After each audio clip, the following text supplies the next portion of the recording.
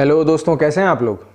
दोस्तों, आज का टॉपिक काफ़ी इंटरेस्टिंग है। आज हम ये जानेंगे कि इस राजनीति के दुनिया में नरेंद्र मोदी का जो चेहरा है वो सबसे ज़्यादा नफरत किए जाने वाला चेहरा बन चुका है। विपक्षी parties, left parties Narendra Modi से इतना नफरत क्यों करती हैं? नरेंद्र मोदी ने ऐसा क्या कर दिया, ऐसे कौन से काम कर दिए जिसके कारण सारी विपक्षी पार्टीज़ नरेंद्र मोदी से इतना ज़्यादा नफरत करती हैं?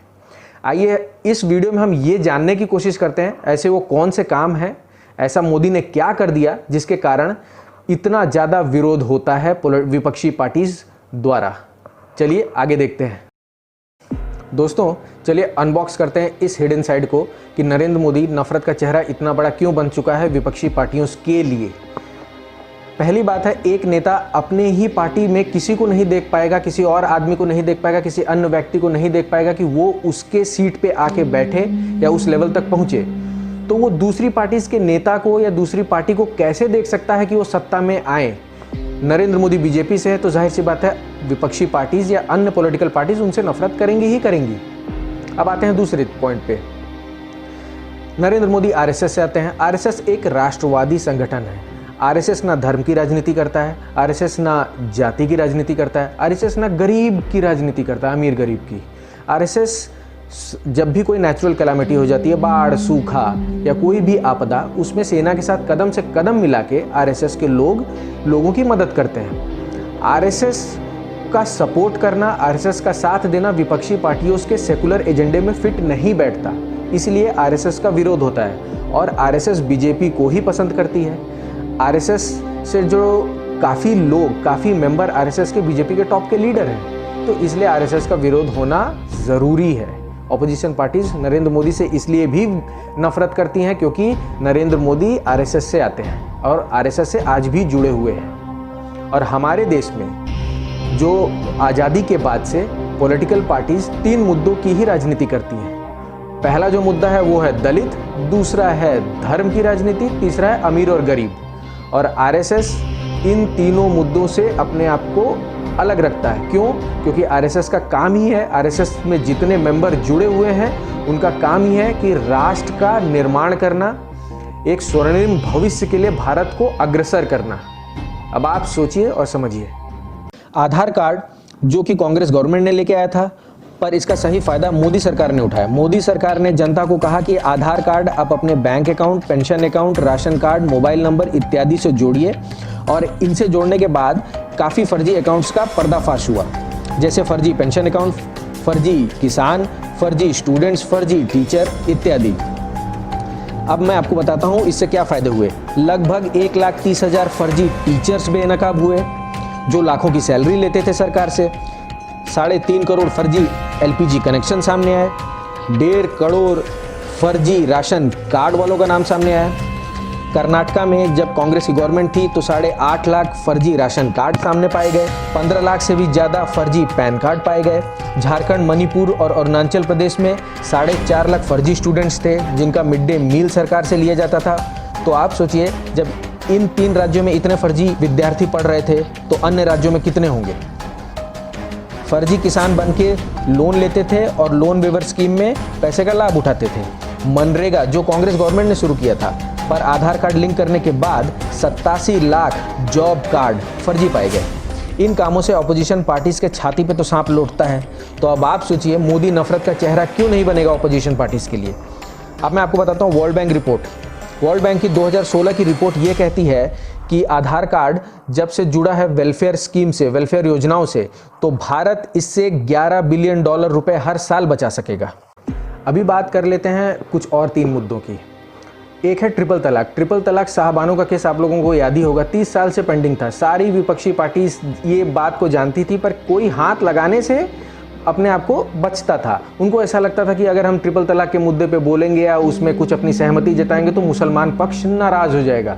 मोदी ने ट्रिपल तलाक का बिल पास करवाया, मुस्लिम महिलाओं को इंसाफ दिलाया, इसलिए मोदी का विरोध होना तो ज़रूरी है।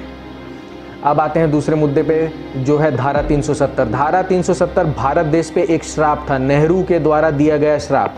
धारा 370 को भी छूने से सारी विपक्षी पार्टीज अपने हाथ पीछे कर लेती थी। क्यों? क्योंकि ये उनके सेक्युलर एजेंडे में फिट नहीं बैठता था। नरेंद्र मोदी ने धारा 370 को हटा दिया तो जाहिर सी बात है भैया, नफरत तो करना ही पड़ेगा। अब आते हैं डीमोनेटाइजेशन पे। देखिए, डीमोनेटाइजेशन काले धन पे एक वार था, पर वो एक फेल्ड कदम था, पर वो उस लेवल तक भी फेल्ड नहीं था। डीमोनेटाइजेशन इतना सक्सेसफुल था कि उसने आतंकवादियों की कमर तोड़ दी। आतंकवादियों को जो फंडिंग होती थी उसकी उसने कमर तोड़ दी। आप खुद सोचिए, 2014 से लेकर 2020 तक एक भी बॉम्ब ब्लास्ट, एक भी आतंकवादी हमले नहीं हुए भारत देश पे।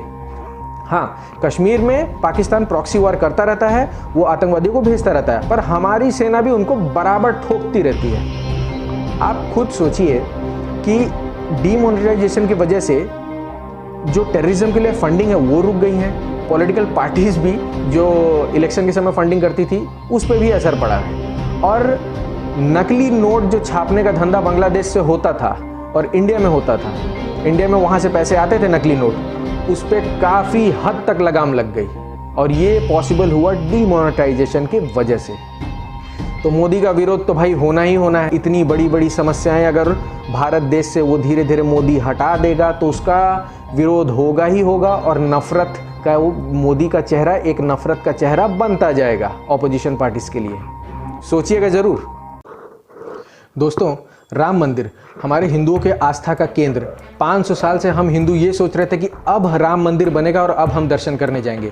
सारी विपक्षी पार्टी सिर्फ राजनीति करती थी राम मंदिर के मुद्दे पे, पर बनवाने की बात कोई नहीं करता था और किसी को लगता भी नहीं था कि राम मंदिर कभी बनेगा। राम मंदिर को नरेंद्र मोदी ने बनवा के दिखा दिया, तो नरेंद्र मोदी से तो नफरत करना बनता है विपक्षी पार्टीज के द्वारा। 1 रैंक 1 पेंशन, हमारे जो रिटायर्ड आर्मी के जवान हैं, 40 साल से ये मुद्दा भी पेंडिंग था। 1 रैंक 1 पेंशन कब होगा, कब आर्मी के जो रिटायर्ड जवान हैं उनको ये सौगात मिलेगी, इसको भी पूरा किया नरेंद्र मोदी की सरकार ने। तो जाहिर सी बात है, नरेंद्र मोदी से नफरत करना बनता है। सारे पेंडिंग मुद्दे, सारी बड़ी बड़ी समस्याएं, धारा 370, राम मंदिर, 1 रैंक 1 पेंशन, सारी समस्याओं को दूर कर दिया मोदी ने, तो मोदी से नफरत करना बनता ही है। अब आप सोचिए और समझिए। दोस्तों, आप अपनी स्क्रीन पर वर्ल्ड बैंक की 2 रिपोर्ट देखेंगे अभी। पहली रिपोर्ट इंडिया की जीडीपी बता रही है, जिसमें 2004 से 2019 तक का कंपैरिजन है। इस रिपोर्ट में कांग्रेस से अच्छा प्रदर्शन बीजेपी का है। दूसरी रिपोर्ट महंगाई दर यानी इन्फ्लेशन रेट दिखा रही है। इसमें भी हम कंपैरिजन किए हैं बीजेपी और कांग्रेस के कार्यकाल का। आप देखेंगे इसमें बीजेपी का प्रदर्शन काफ़ी अच्छा है। अब आप बताइए, मोदी नफरत का चेहरा बनेगा या नहीं बनेगा ऑपोजिशन पार्टीज के लिए? कोलगेट के स्कैम में पिछली सरकारों ने बिना ऑक्शन किए, बिना नीलामी किए कोल की माइनिंग करने की अनुमति दे दी थी, जिससे माइनिंग करने वालों को 10.5 लाख करोड़ रुपए का फ़ायदा हुआ। ये मेरी रिपोर्ट नहीं है, आप जाके नेट में चेक कर सकते हैं। पर मोदी गवर्नमेंट ने कोल माइंस का ऑक्शन कराया और 4 लाख करोड़ रुपए सरकारी खाते में जमा करवाए। आप सोचिए, क्या ऑपोजिशन पार्टीज नाराज नहीं होंगी इन कामों को देखकर? मोदी नफरत का चेहरा नहीं बनेंगे? CAA NRC कानून के जरिए अफगानिस्तान, पाकिस्तान, बांग्लादेश, श्रीलंका जैसे देशों से हिंदुओं को लाना और नागरिकता देना, जो कि वहाँ प्रताड़ित हैं, ये ऑपोजिशन पार्टीज़ को नागवारा गुजरा, क्योंकि इससे सेकुलरिज्म खतरे में पड़ जाता है। अब आप बताइए, मोदी नफरत का चेहरा बनेगा या नहीं बनेगा? फ्रेंड्स, 1962 आपको याद होगा, 1962 में इंडिया और चाइना के बीच में युद्ध हुआ था और चाइना हमसे तिब्बत छीन के ले गया था। प्रधानमंत्री कौन था? जवाहरलाल नेहरू। उसने क्या कहा संसद में कि भाई वहाँ तो घास भी नहीं उगती है, चला गया तो चला गया। पर ये भारत मोदी का भारत है, ये भारत आज का भारत है, ये जवाब देना भी जानता है। डोकलाम में क्या हुआ? चाइना और इंडिया की आर्मी 2 महीने के लिए आमने सामने खड़ी थी। चाइना को पीछे हटना पड़ा, हमने ना कुछ किया ना कुछ कहा, बयानबाजी चाइना की तरफ से ही होती थी, फिर भी चाइना पीछे हट गया। और इस बात का लोहा पूरी दुनिया मानती है, ये आज का भारत है। हुर्रियत कॉन्फ्रेंस आप जैसा आप सब लोग जानते हैं अलगाववादी संगठन है। हुर्रियत कॉन्फ्रेंस के ऊपर बोलने से सारी विपक्षी पार्टीज बचती थी। सारी विपक्षी पार्टीज को लगता था कि अगर हम हुर्रियत कॉन्फ्रेंस के ऊपर कुछ भी बोलेंगे तो हमारा सेकुलरिज्म का जो एजेंडा है वो हट जाएगा, इसलिए कोई भी उनके तरफ कुछ भी कदम नहीं उठाता था। हुर्रियत कॉन्फ्रेंस के आज सारे लीडर जेल में बंद हैं। क्यों? क्योंकि नरेंद्र मोदी की वजह से। अब आप सोचिए, अगर नरेंद्र मोदी ऐसा काम करेगा तो जाहिर सी बात है लेफ्ट पार्टीज और विपक्षी पार्टीज नरेंद्र मोदी से नफरत करेंगी ही करेंगी। मैंने जो भी इस वीडियो में फैक्ट्स बताए हैं आप लोग नेट पे चेक कर सकते हैं। मेरे आंकड़े आप वर्ल्ड बैंक और आरबीआई की वेबसाइट पे चेक कर सकते हैं। और ये चेक करने के बाद आप लोग खुद सोचिए और समझिए कि नरेंद्र मोदी ने ऐसा क्या किया और विपक्षी पार्टी नरेंद्र मोदी से इतना नफरत क्यों करती है। अब मैं आपसे विराम लेता हूं, मिलते हैं अगले वीडियो के लिए। जय हिंद, जय भारत।